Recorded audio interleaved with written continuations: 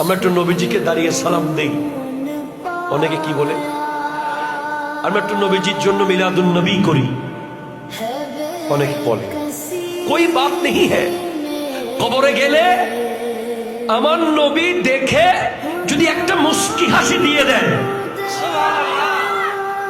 ভাবেন একটু ইমাজিনেশনে আনেন যে নবী আপনার দিকে তাকিয়ে একটা মুস্কি হাসি দিয়ে দিয়েছে,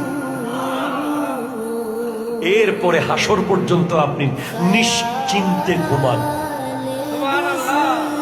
যদি কোনো কারণে নবী মুস্কি হাসি না দিয়ে মুখটা কালো করে, মনে রাখবেন বাবা রেগে গেলে মা এসে বোঝায়, চেয়ারম্যান রেগে গেলে ভাইস চেয়ারম্যান গিয়ে বুঝায়, প্রিন্সিপাল রেগে গেলে ভাইস প্রিন্সিপাল গিয়ে বুঝায়। আল্লাহ যদি রেগে যান কিয়ামতের মাঠে নবী গিয়ে বুঝাবেন। কিন্তু নবী যদি কারো উপরে নারাজ হয়ে যায়, বোঝানোর আর কেউ থাকবে না, আল্লাহ বুঝাবে।